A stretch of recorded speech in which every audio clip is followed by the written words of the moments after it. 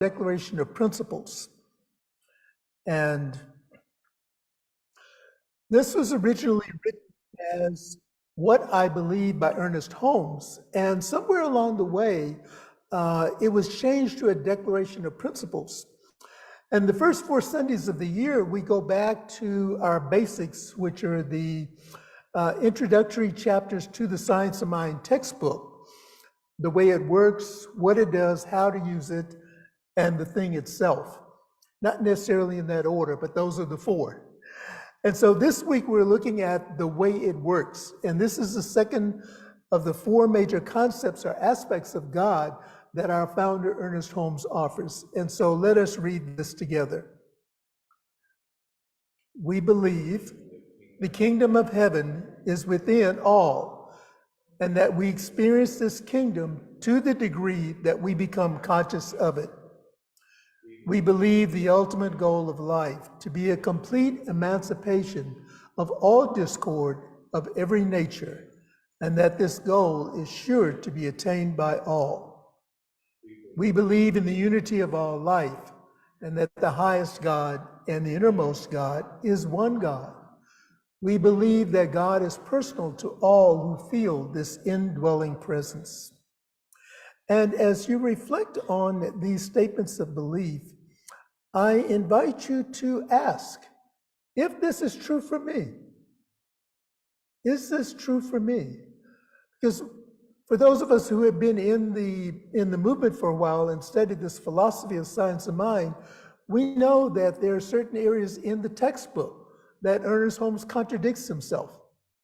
Just as if you were reading through the Bible, there are certain areas in the Holy Bible where it contradicts itself. Or one story will wipe out another story, or will have a different twist on it. And so rather than just remotely going along and saying, yeah, I believe this, and you're repeating it and repeating it and repeating it, take the time to ask yourself, do I really believe this? I remember when I began my practitioner training, there was I think there was a 4-week bridge that we went through. It was a 4-week class where we did pre-preparation for the actual beginning of practitioner studies. And in one of those 4-week pre-prac previews, we were to rewrite the Declaration of Principles in our own words, identifying our own beliefs. And I go, wow, this was really an eye-opener for me.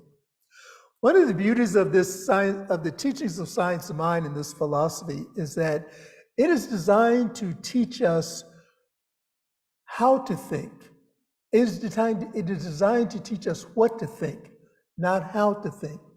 So we're not about doing something remote and just spouting back what Ernest Holmes said or what the scripture said. It's an opportunity for us, as Holmes said, to be open at the top and to question those things that are written. Last week, we introduced our Centers for Spiritual Living 2024 annual theme, A Grand Rising. And the topic for today is, It's a New Day. This weekend, we celebrate the birth and the legacy of Dr. Martin Luther King Jr. His birthday is celebrated on the 3rd Monday of each year, the 3rd Monday in January of each year, as a national holiday. And this year, the 3rd Monday falls on January 15th, which is his actual birthday, January 15th of 1929. Dr. King represented a cultural movement towards equity, equality, freedom, and justice for all.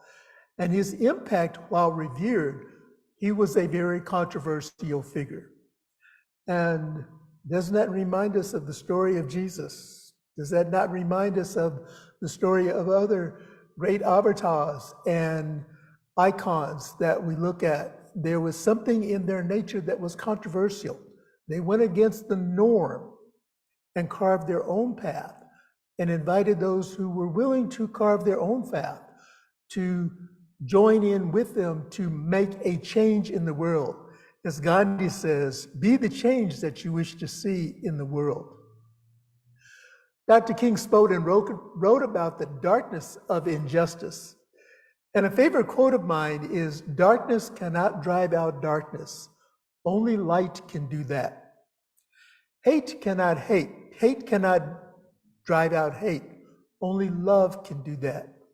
And so I offer this for our contemplation this morning as we consider another one of our basic principles in this philosophy is that love, the healing balm of love, can cure everything that there is, because we know and we believe that God is spirit, and the spirit operates in and through all things. As we experience a grand rising, let us celebrate and honor the people in our own communities who are advocating for equality, freedom, and justice. As we witness our modern day heroes and sheroes met with vitriol just as Dr. King was, we know a greater truth, that we are all one in spirit. So let us greet this new era by supporting the people and organizations contributing to our collective grand rising. It is indeed a new day, and history has its eyes on us. We are the change agents. We are the difference. We can make the difference. And we make the difference in ways that are meaningful and resonate with our energy level, with our belief system, and with what we are willing to contribute to the world at large. And that may take on whatever form it takes on. Find your niche, find your individual niche, and do it. In the Science of Mind textbook, Ernest Holmes wrote, "We cannot be born of the Spirit unless we do the will of the Spirit. And the will of the Spirit is goodness, peace, mercy, justice, and truth. It is conscious union with God." One of our buzz phrases in Science of Mind is to treat, which means to pray and move your feet. And when I first heard this, as I was new to the philosophy, treat and move your feet, what the heck does that mean? And then in one of the classes, our instructor broke it down. It's like, I believe in the scripture it says, if you ask in faith believing, God will do what he said. So treat and move your feet is that same concept. Pray and then put your prayer into action. Do what is necessary to bring the prayer into fulfillment and to an alignment with what your beliefs are, what it is that you're desiring in life. The global vision of our Science of Mind philosophy proclaims that we are loving, welcoming, and inclusive communities, honoring all people just as they are, where they are, and we also honor all paths to spirit. This new day invites us to give life to the global vision by recognizing the oneness of all life. Though gender and racial equality were never explicitly discussed in Science of Mind text, Ernest Holmes was an advocate for equality. And some of you may be familiar with this story. Ernest Holmes maintained a close relationship with Reverend Pearl C. Wood, known as Mother Pearl. Mother Pearl was the founder of the Triangular Church of Religious Science in Los Angeles. The church itself was founded in 1932. However, Woods did not affiliate with religious science until 1956, and they received their charter in 1957.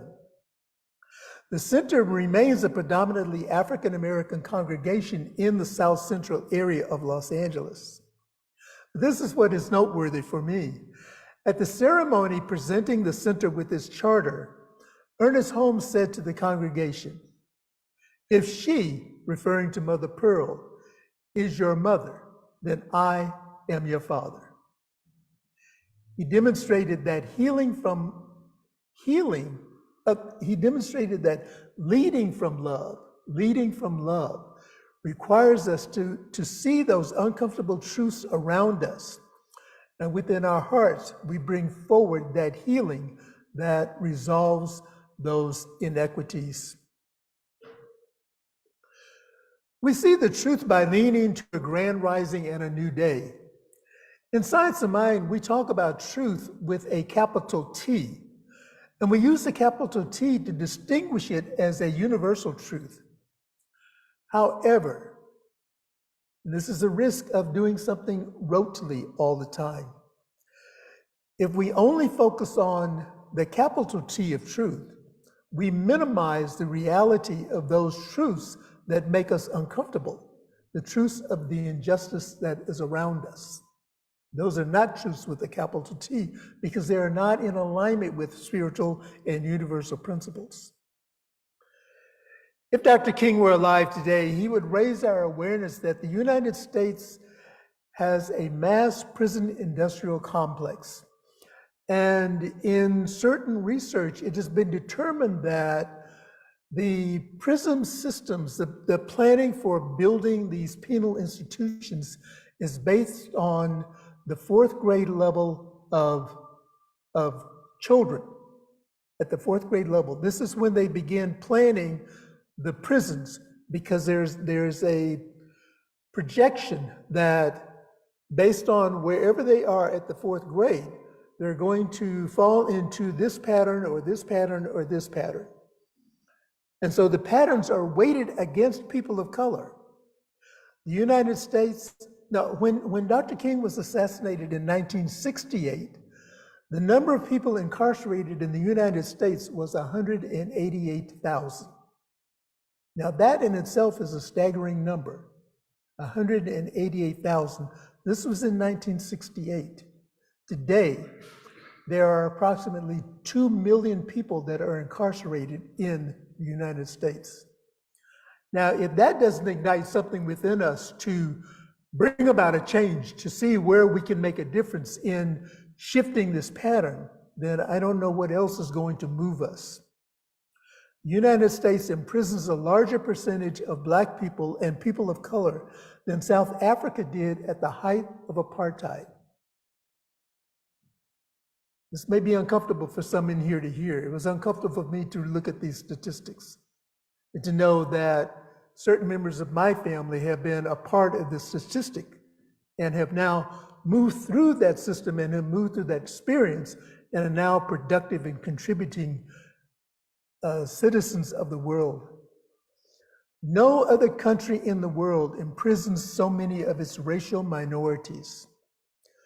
Many believe that the prison industrial complex as it is today is a modern form of slavery.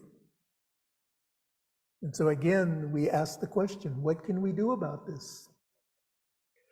As individuals or spiritual communities, we must bring the conversations of how we come together and participate in a grand rising to co-create a world that works for everyone right where they are.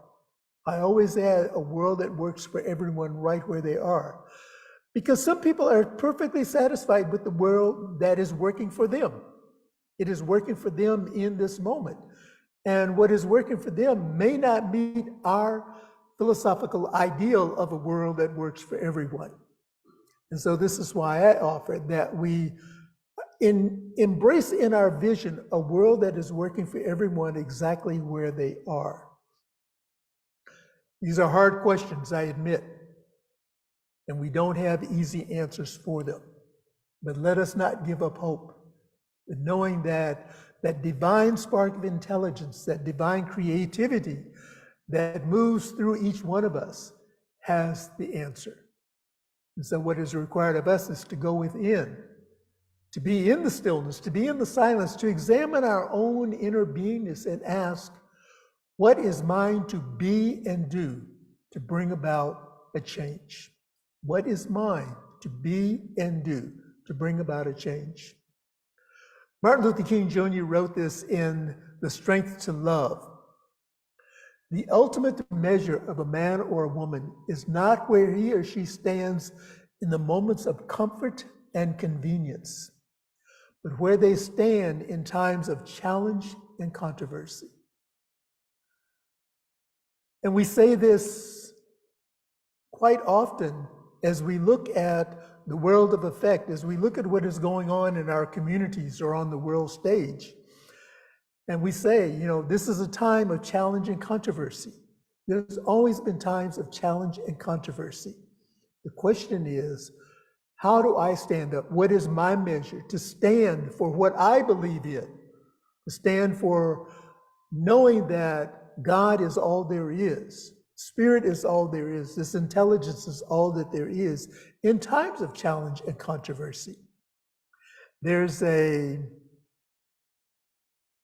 traditional gospel song that says, "Nobody told me that the road would be easy, but God did not bring me this far to leave me." And so that is what I base my hope on. That is what I base my intentions on, to know that the road is not easy. It is not designed to be easy. But I know that this intelligence that created me, that is never an absence, but is always a presence in my life, did not bring me this far to leave me. Leaning into a grand rising and a new day, we must ask the question, are we divided or are we united? Cultural clashes between progressives and conservatives worldwide have prevailed throughout recorded history. Conservatives often lean towards tradition, and progressives advocate for change. Some refer to this as the yin and yang balance of life, recognizing that there is room for all of us. And this is the key, and I think this is a point that we leave out when we are in those moments of challenge and controversy, that there is room for all of us. There's room for all of our ideas. There's room for all of our input in this equation. The overarching question is, how do we coexist peacefully? I remember I was in an experience where there was a huge rift between myself and another colleague, and I was not willing to yield my position, and the colleague was not willing to yield their position. And so I went to our senior minister and said, if they would just do this and this and this and this and this, and they would go to the senior minister and say, and if he would just do this and this and this. And our senior minister, in her wise wisdom, said, all it takes is for one of you to drop the fight. Just one of you. And that's what it takes in our lives and our experiences. All it takes is for one to drop the fight.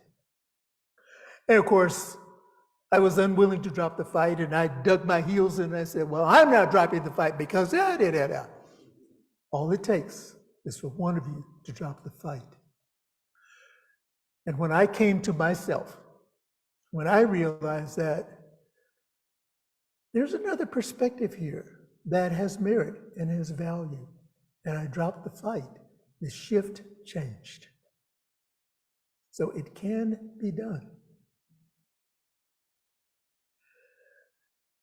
Again, in the opening prologue of Dr. King's book, Strength to Love, he wrote, we must combine the toughness of the serpent and the softness of the dove, a tough mind and a tender heart.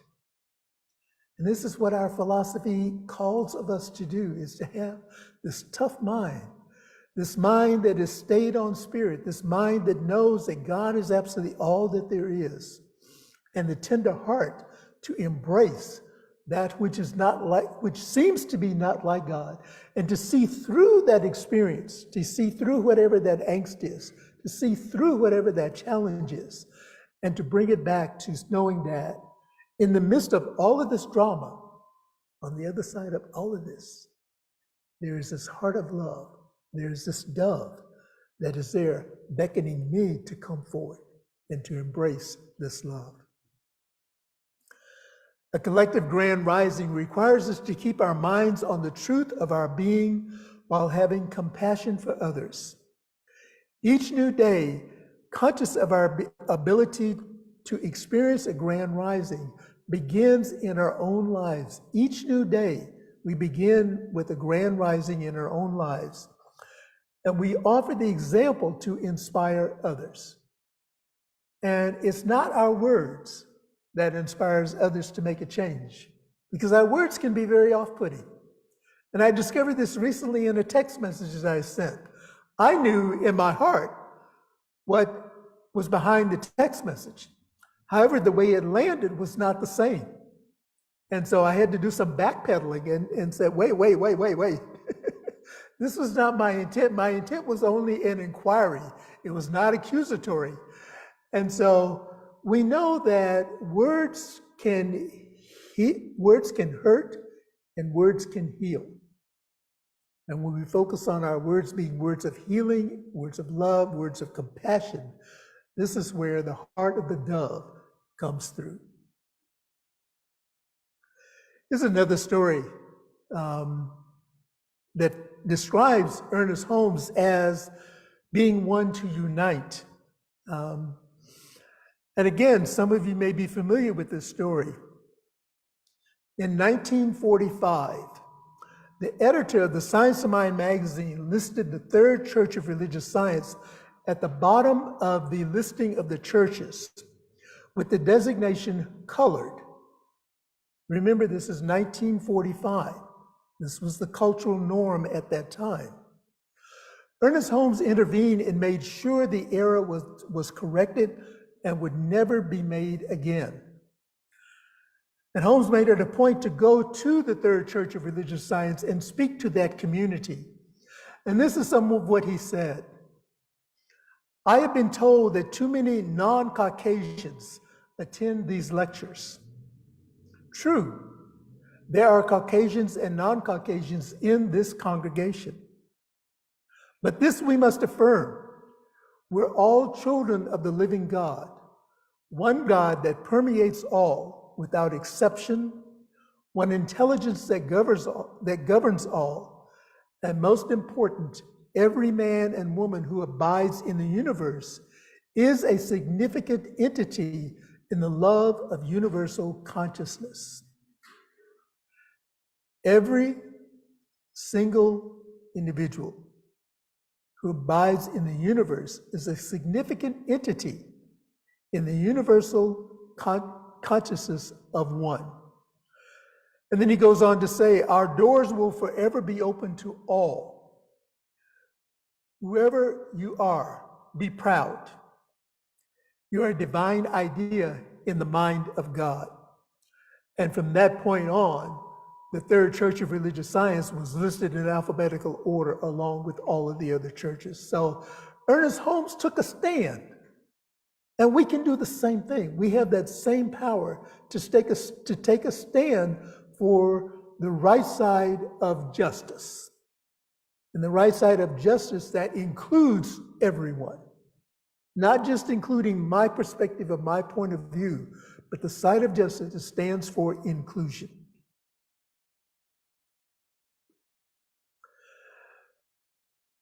And just a little bit more history about the Third Church of Religious Science. At the time that Ernest Holmes appeared before their congregation, Reverend Arthur Twine was serving as a senior minister.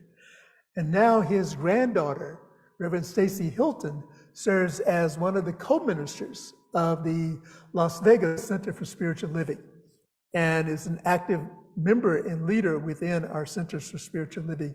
So our legacy has a history. We have a long-standing history, and there are those who are part of our history that can tell the stories that have brought us over, that have carried us over the trials and tribulations of life.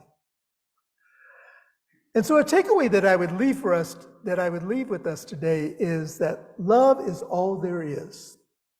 And love is a synonym for spirit. A grand rising requires us to lean into the principle of love every day, starting with our own consciousness in this awareness. We bring the energy of love into everything we do.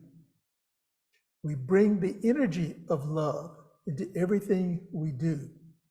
And it's that energy, it's that feeling tone, that knowingness that there is something within me that is calling forward this idea of peace and harmony and equity. This is what a grand rising reminds us of. Every person, every interaction and experience is a holy moment of love. Even when it doesn't feel like it, it's a moment for love. The energy of love resides within every moment of discomfort, discontent, and dis-ease. People who irritate us and moments that challenge us are invitations to go within and to shift to love. When we intentionally tap into the energy of the moment, the struggles simply by choosing love, the struggles disappear and fade into the sunset. This is how we experience a grand rising. And so our call to action for this week is to practice the teaching of Rumi. And this is to forget the nonsense of there and here, race, nation, religion, starting point, and destination. You are a soul, and you are love. Let us now say together our affirmation for this week. On this new day, I believe that everything is possible. Let us say that again. On this new day, I believe that everything is possible. And I invite us now just to take in a collective breath together. Let us just breathe in and release. And in that release, we pause for a moment as we allow our attention to focus inward. And we move into a time of prayer. And what I know to be true is that there is only one life. That life is God's life. That life is whole, perfect, and complete. It is a life that I am living right here and right now. And it is the life of all people and all sentient beings that are on this planet. There is no point where God's life stops and a different life begins. There is only oneness.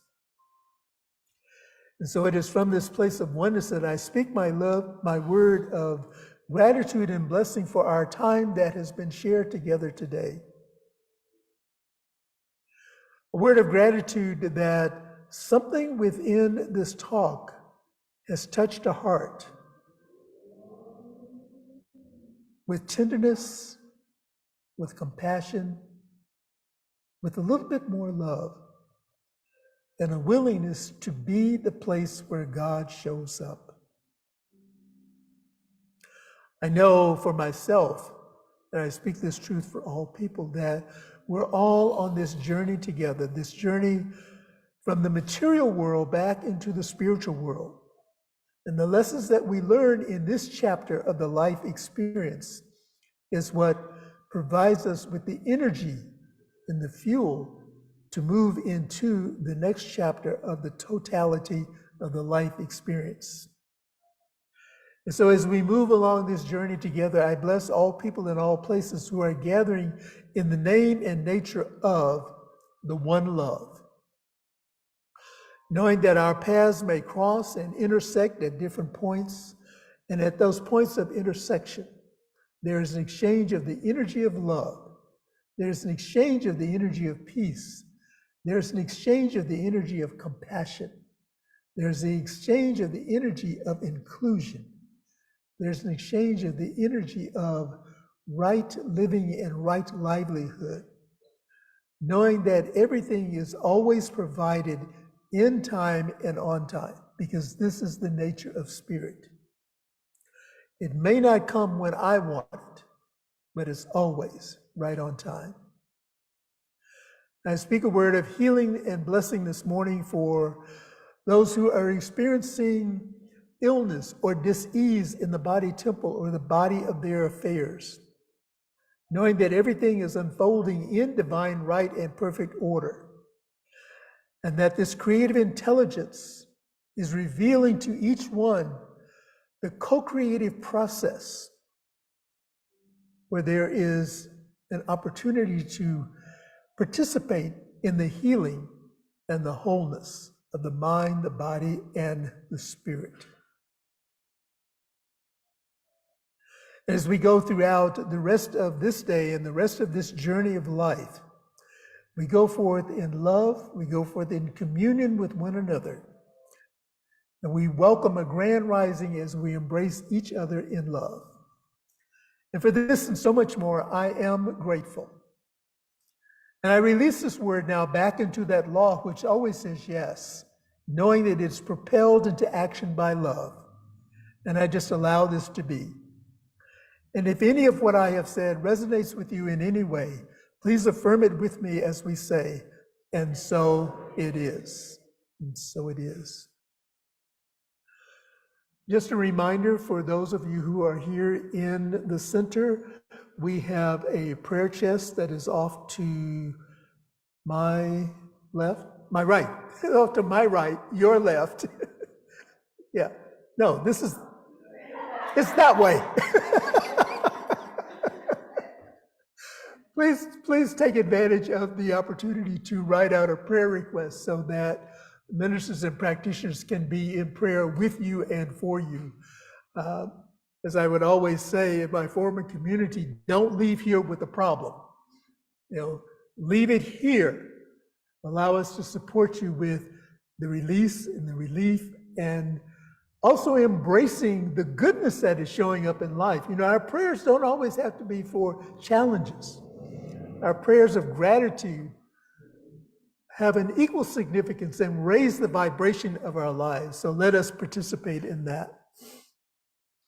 And for those of you who are viewing online, we do have a prayer request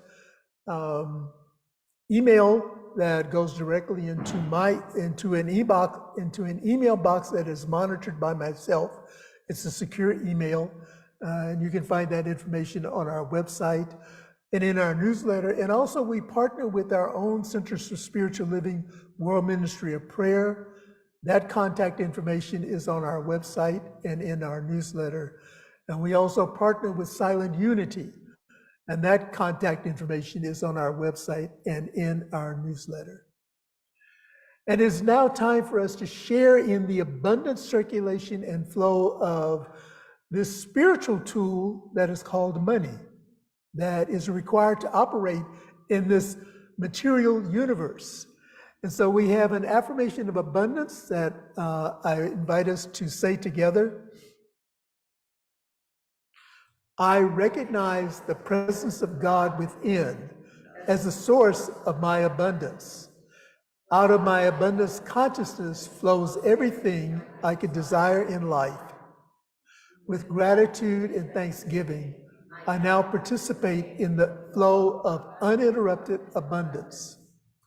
This prosperous experience is evidence of my abundance consciousness.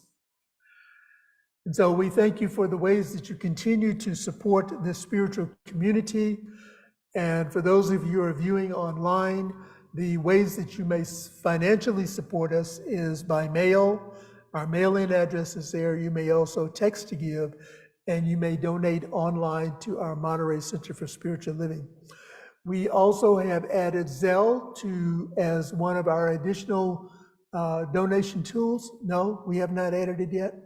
Okay, we're working on it. Venmo. Thank you. I'm so accustomed to using Zelle. We've added Venmo to our ways to contribute to the center, and we will have that icon on our screen for you shortly. Just have a few community connection announcements that I would like to share with you. Remember, our Centers for Spiritual Living annual convention is taking place in Charleston, South Carolina, February the 19th through the 22nd. There is a virtual opportunity as well as an in-person opportunity, and the registration information is on their website, csl.org. And we invite you, if you have an interest in being a part of that, to participate. I will be attending along with our delegate this year, Bobby Hall. We will be your delegates representing the Monterey Center for Spiritual Living. And if there are things on the ballot that require our input other than nominations for various councils and positions, we will certainly inform you so that the community has an opportunity to provide input into the changes that impact the organization. We are, in some cases, a top-down organization, and in other cases, we're really not a top-down organization, because each one of our communities that's affiliated with Centers for Spiritual Living is autonomous.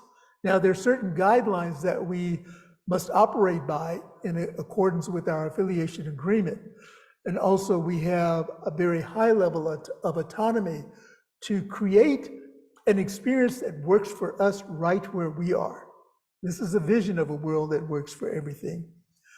Also, on next Saturday, Denise Kaku is offering her Name Your Year workshop, and this will be a Zoom offering from 10 a.m. to 12:30, 10 to 12:30, and we will post the Zoom link on our webpage so that you have access to that. It's a very wonderful experience, and I encourage you to participate. And I believe that is all that we have for. That's all we have for our virtual community at this point. On next Sunday, we invite those of you who are viewing us on Facebook and on our YouTube channel to reconnect with us, not only on Sunday, but at any other time during the week, wherever you're viewing this. And if there's some nuggets that were in the message this morning, this was a great opportunity to go back and revisit them and make some notes for yourself. We will continue with our annual theme, Grand Rising, and the talk will be, It's a New Life. And remember to like, share, and comment so that the love continues to expand. And so we say thank you and God bless you to our YouTube and Facebook families.